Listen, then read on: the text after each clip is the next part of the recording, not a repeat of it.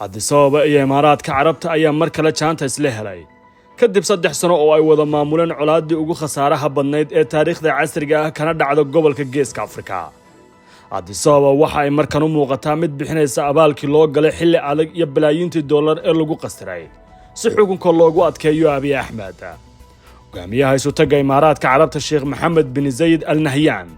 ayaa booqasho 2 maalin toddobaadkan ku tagay Addis Ababa. waxay ahayd maamuus aan nooceeda sanadihii la soo dhaafay uu ku yaraa Addis Ababa. Isu socodka magaaladan muhiimka ayaa la istaajiyay muddada 2 maalin ah. Jid kasta oo halbowlah oo ku yaala Addis Ababa waa la xiray. Kasokow in lagu xadhay calanka Imaaraadka waa intani ay ka sareysay booqasho kasta oo horey Addis Ababa loogu tagay. Warbixinta waxaynu ku eegaynaa dhowr arrimood oo ay daaran tahay booqashada heerkeedu sareeyay ee Al Nahyan uu ku tagay Ethiopia iyo heshiisyada qarsoon ama muuqda ee ay dhinacyadu wada galeen. Imaaraadka iyo Abiy Ahmed. Imaaraadku Ethiopia waxa uu gashaday abaal ay adag tahay sida Addis Ababa u gudi karto. 2 sano ee la soo dhaafay waxa Ethiopia u ahaayeen kuwii ugu adkaa taariikhdan casriga. Ma ogtahay in Dr. Shaafici Aadan Dirir loo aqoonsaday dhakhtarka qalliimada ugu wanaagsan dalkeena Soomaaliya ahna dhakhtarkii ugu horeeyay ee dalka ka fuliya qalliimada casriga ah ee laserka uu heegan kugu yahay isbitaalka Shaafici ee magaalada Muqdisho. xilligan oo kale ciidamada dawladda ayaa si fool xun loogu jabiyay jiidaha dagaalka waqooyiga ee wadankan. Ra'iisul Abiy waxa uu ku amray gabi ahaanba ay ka soo baxaan gobolka Tigray ciidankiisa oo hore duulaan ay ugu qaadeen. Fallaagada TPLF waxa xilligan oo kale ku sii siqayeen caasimadda dalkaas ee Addis Ababa. Dawladdu waxay ku dhawaaqday xabad joojin hal dhinac ah oo dhinaca kale iska diiday. Idaacadaha reer galbeedku waxay taminayaan wararka ku saabsan goorta Addis Ababa la qabsanayo, iyadoo ajaanibta reer galbeedka ugu badanna ay dalka ka firxanayeen. Marxaladdu waxa ay gaartay heerkii ugu dambeeyay oo ay shacabka caasimadda loogu baaqay inay isdifaacaan oo hubka loo qaybinayo.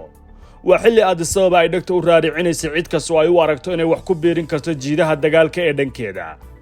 Imaaraadku xilligan waxa uu ka soo jawaabay dalabkii ra'iisul wasaaraha Ethiopia oo horey booqasho ugu tagay Abu Dhabi, isagoo dalbanaya kaalmo militari iyo mid dhaqaale oo lala galab istaago dawladdiisa uu xaalku ku adkaa.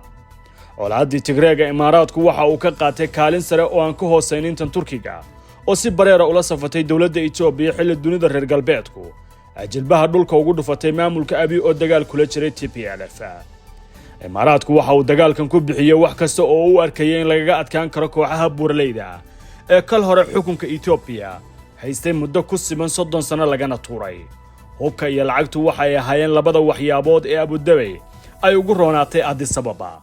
Dayax-gacmeedku waxa uu sawiray diyaaradaha aan duuliyaha lahayn dagaalka oo safan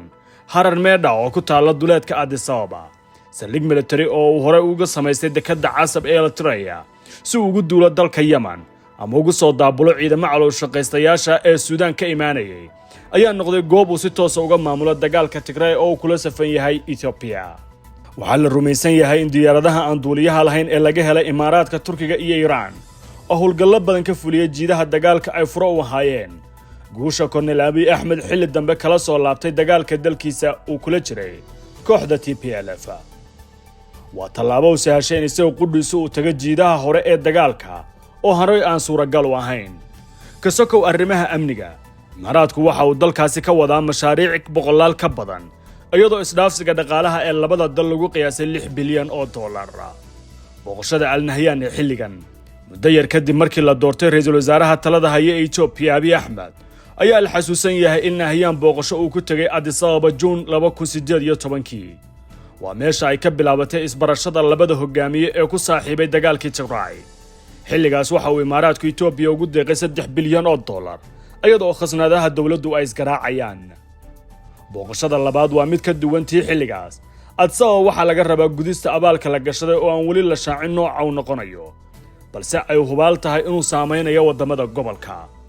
waxyaabaha labada dhinac ay shalay ka wada hadleen ama inta warbaahinta la wadaagay waxay ku koobnaayeen xiriirka iskaashi ee labada dhinac gaar ahaan dhanka horumarka. 17 heshiis ayaa qalinka lagu duugay, balse wararka la helaya waxay sheegeen inay jiraan galal kale oo qaarkood la isla soo qaaday, kuwaas oo aan si toos ah banaanka loo keenin. dagaalka dekadaha, dagaalka loogu jiro dekaduhu waa dhufsanayare labada dal wadaagi karaan.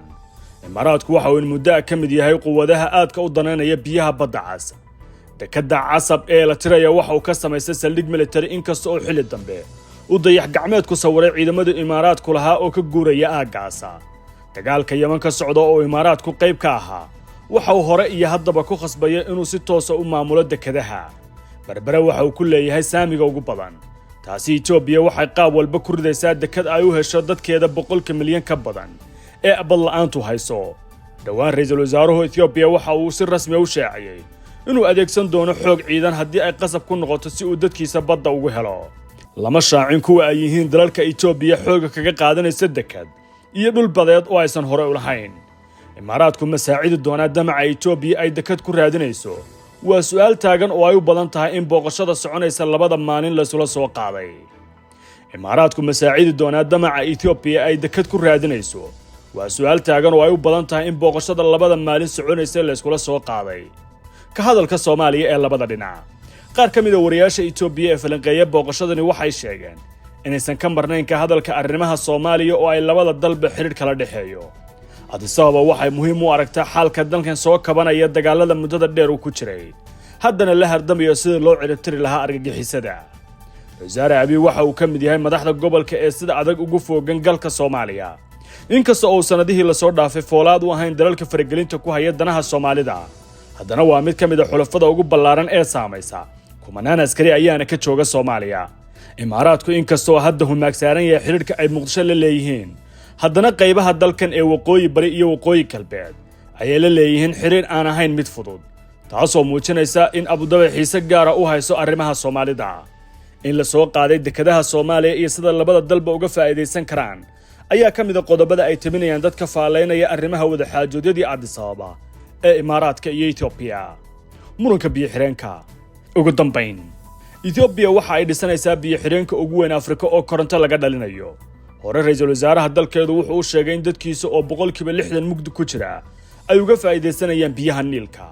ma ahayn dhawaaq farxad gelinaya masaarida oo biyaha ay ugu dhaxeeyaan nolol iyo geeri dhowr jeer labada dal waxay ku sagteen inay dagaalamaan Imaaraadka oo saaxiib la labada dhinac waxa uu u muuqday inuu raadinayo xal rasmi oo laga yaabo inuu dhancanjeero dhinaca Addis Ababa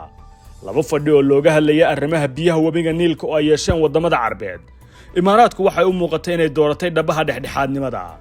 Qaahira taas waxay u aragtay waxaan iyada faa'iido ugu jirin tan looba waa in labada dal ee Masar iyo Imaaraadka hadda una wanaagsanan xiriirkooda marka laga hadlayo sida loo maamulo colaadda Suudaan dadka sidaasi qaba waxay dalil u sheeganayaan buuxinta afraad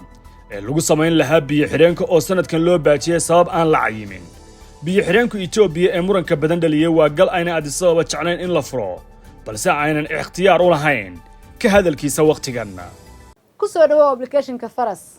Faras waa application aad ka dalban karto taksiga kuugu dhow haddii aad ku sugan tahay Nairobi Kenya isla marka aad la soo degto waxaad helaysaa 200 oo shilin taas oo ah Faras Miles waxaad ka dhigan kartaa kaarka ku hadalka internet ayaad ku bedelan kartaa M-Pesa ayaad ku shuban kartaa iyo waliba inaad u xawiisho qoyskaaga iyo saaxiibadaada safar kasto aad raacdo Faras waxa ku ururaya dhibco fadlan kala soo deg Play Store-ka iyo waliba sidoo kale App Store-ka